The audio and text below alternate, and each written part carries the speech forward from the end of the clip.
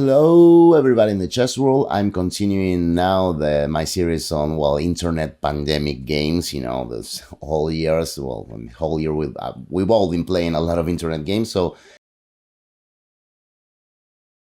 I like to start with this position where again in an internet game I had the black pieces and my opponent played knight g5. You can take a few moments to get accustomed to the position, but you'll see that it's roughly equal. However, this knight is not only threatening my rook, but is also threatening to get into this really cool e6 square. So I actually answer with a rook f6, this logical move.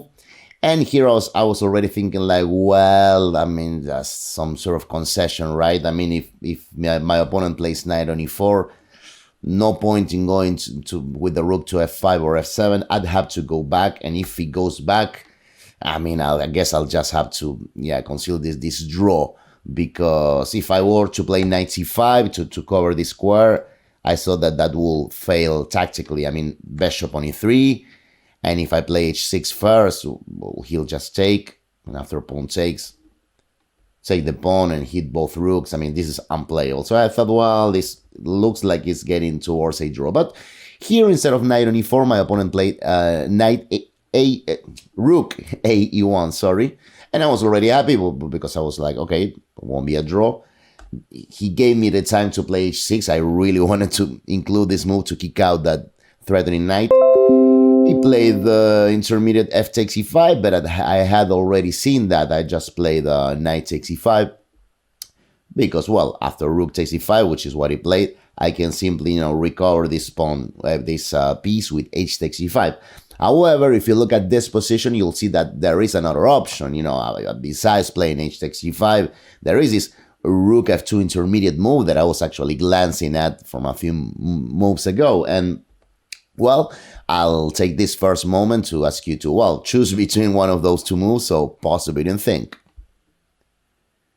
Okay, so I played the intermediate rook f2, and I remember being happy because I thought, okay, he could blunder here. If he plays knight on e4, just so the knight is not attacking anymore and he's actually attacking my rook, well, I have this simple rook d takes d2 check, knight takes e2, bishop takes e5.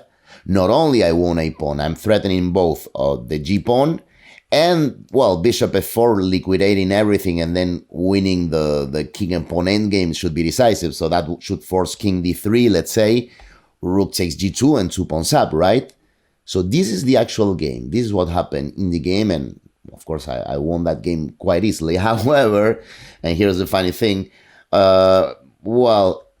h takes g5 here was the only move. And while it's true that, I don't know, I mean, bishop takes g5 looks weird because of rook f2 check, and rook takes g5 is simply unplayable because of rook f2, hitting the bishop. And if, I don't know, if rook on d1, I should have bishop on e6 winning.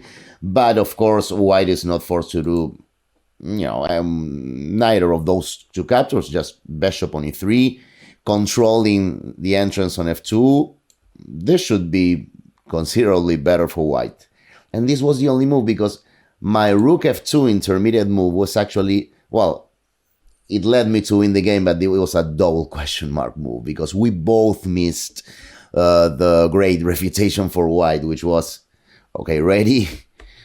Rook e2, boom, double exclam, and this is lights out. This is winning for white because, I mean, so complete this move, right? So, I mean, the rook gets away from the threat of my bishop, first of all. The rook now also protects this bishop and the king, and it's also hitting my rook.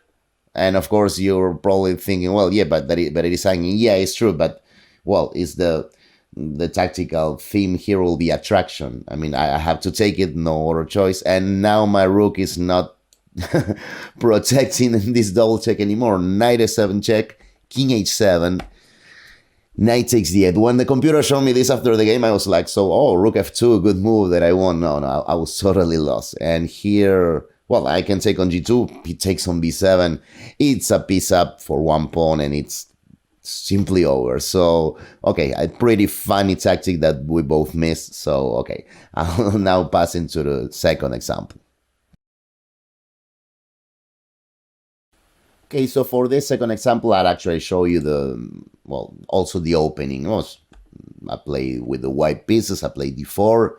We went quickly into this Queen's Indian defense by my opponent. I played this bishop on d2 line, and well, first moves are quite normal and natural. He chose c5, castles. Well, here again, there are a lot of options, maybe d5 or something. He took on c3, and after bishop takes c3, I guess I was expecting... well, he played bishop on e4, which seems like a good move. I guess I was more looking at some knight on e4. This is also typical, where I can, for example, play rook c1 so as to be able to recapture on c3 with the rook. But bishop on e4, trying to, exchange my good light square bishop, looks logical. So I rejected that and play bishop on e2. Curiously, the computer, I think, recommended d takes e5, because after the exchange of bishops and b takes, well, just rook 81. I like this pragmatic way of playing by the computer. Instead of rejecting, giving up the good bishop, computer is just like, well, this is really uncomfortable pressure for black, right? They can move the b8 knight, which will be the natural development move. Like, I don't know, let's say knight c6. I could at least play bishop takes knight, followed by taking on d7 with the queen. That should be totally possible. And well, d6 and d5 aren't possible precisely because of that pressure on the d5. Interesting way of playing by the computer. But okay, I didn't play that. I just, here I played bishop on e2, d6, b4. This is one of the things that I like, just throwing the pawns. So the game followed knight b7, b takes e5, and d takes e5, knight e2, classical resource, bishop on b7, rook b1, again a pretty natural move, just trying to put some pressure on the b7 bishop, so as to, well, this knight now shouldn't be moved because d takes e5, he will not be able to recapture, and well, just developing the rook. But knight e4 this time he went, and I exchange, and after bishop takes, well, here I play a very bad move, because I guess the most natural move will be bishop on d3. I mean, I rejected the exchange of bishops before, so I guess in a way it's a concession, right? But this should be a normal game of chess. But during the game I thought, well, wait, can I be clever? Can I just play like bishop on f3? And then he'll take my rook, but I'll take his. And then when he takes my a pawn, I'll just come back with the bishop. And next turn I'll play this queen a4, which will be protecting the c pawn, and at the same time trapping his bishop on a2.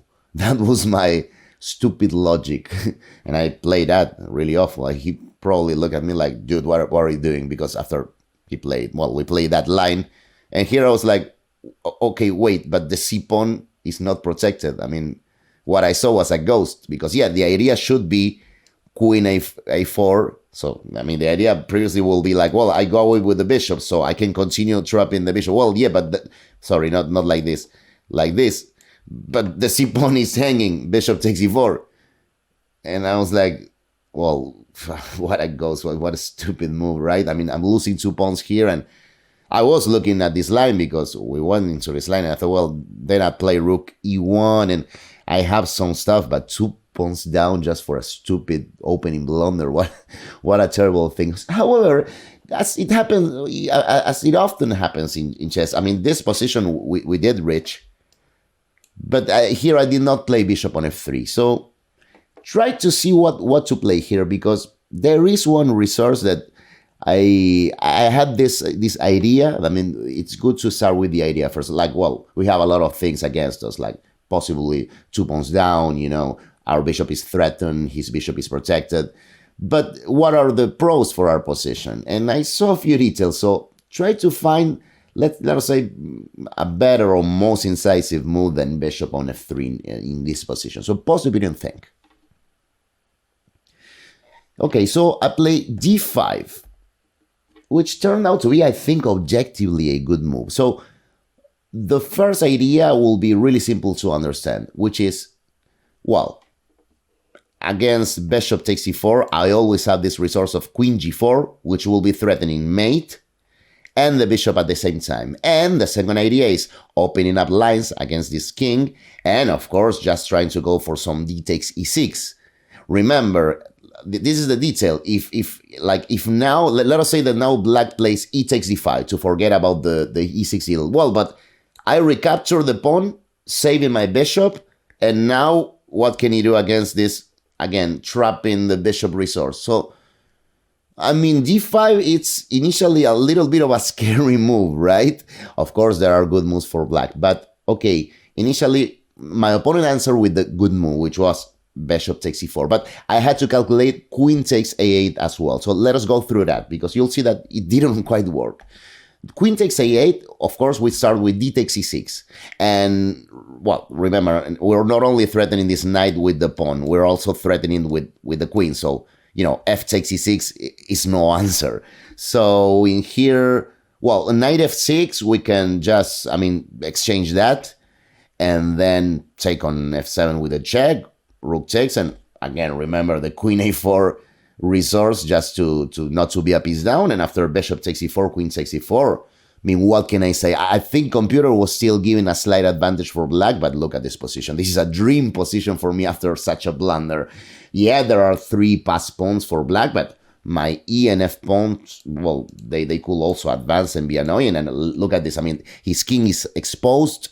For the moment, I'll just try to play rook d1 because I'll be playing with 2 pieces while he'll be playing only with the queen until he, you know, breaks up the pin. I mean, this is, again, pretty cool. And going back on the, queen takes a8 line that I was mentioning, after d takes e5, if instead of knight on f6, black were to play bishop takes e4, well, again, we always have, and remember, they're threatening a rook, but again, remember, we always have this resource, threatening just the mate on g7 and the bishop. And look at this, because after g6, queen takes e4 is everything aligned for me, right? Now it's like, well, I'm even on this diagonal, and I mean, pawn takes, queen takes check, rook f7 should be the continuation, and this position is unclear. I mean, again, I would have been so happy here. Like, again, still a pawn up for my opponent, but piece is active, you know, the pin, rook again coming to d1, the bishop is alive. I mean, it's again pretty much a dream position. So, okay, my opponent calculated correctly, and in this position, let me take out all these arrows because they're becoming a little bit annoying, and this is our main position, right? Where the moment where I played g5. So my opponent played correctly, bishop takes e4, because you're probably also thinking, well, don't lie to me. I mean, I take a pawn. I know you're going to recover the bishop as I did. I play queen g4, and well, but then black is going to take the bishop on a8 and try to be a lot of pawns up. Yes, but there were a few details that weren't so easy to avoid, because in here my opponent already made a dubious move. He played knight on f6, and I think you'll see why it's kind of understandable why he made this mistake. I mean, the right move was e5. And a curious detail is, well, here I don't have anything more than queen takes and queen takes. But the detail is, well, black is 2 pawns up here. But I think even the computer agrees that this is kind of like just clear advantage for black. Still a lot of unclearness, you know, going around the game. So, of course, this was the best possible thing for my opponent, but not as winning as it seems, you know, being 2 pawns up. And the other detail is, well, why the reason why he made a mistake here. Instead of playing e5, he played knight f6. Well, I think it's understandable, because I play queen takes e4, and I think only now he realized that he couldn't play e takes d5. This is the thing. I think he wanted to eat all my pawns, but here he realized that e takes d5, which is like, well, this is beautiful, right? I mean, if I play bishop takes e5, queen takes e5, again, 2 pawns up, but in a comfortable position. But, bishop takes an f6 hits the queen. So this is terrible. He cannot recapture on f6. Let us say, I don't know, queen f6, because, hey, bishop takes e5, I'm a piece up now for a few pawns, but a piece up. So the only thing to do for black will be to take the queens, but takes, bishop c6, and Okay, here again a piece up for 3 pawns, but I think the computer was giving like equality here, like an unclear position. Again, a dream position for me, considering what a stupid blunder I made on the opening. So, well, I'll show you the what happened in the game after. In here, he realized that e takes d5 didn't work, so he had to take on a8. But, you know, I just took the knight and then took the pawn. And he played queen c6. I think this is the right move. And after pawn takes, rook takes, you'll see a similar situation as in one of the other lines. You know, still a pawn up for black and 3 passed pawns for black. But again, my e and f pawns could start running. There is a pin here. I mean, sending rook d1. His king is exposed while mine is quite safe. I mean, once again, pretty much a dream position for me after blundering. And the game continued. Rook d1. f5, queen f4, and queen f6. And I think the computer is already giving equality here, like the pawn is already successfully compensated here. And I don't remember there was, I think we made a draw after a long fight. I don't remember, but well, again, after on a horrible blunder, which should have led me just to trouble, well, this d5 resource was really a saving one, and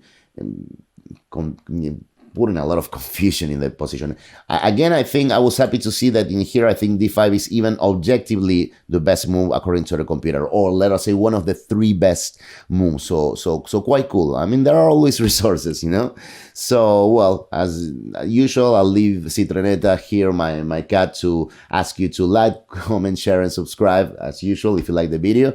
And thanks a lot for watching, and I will see you next time.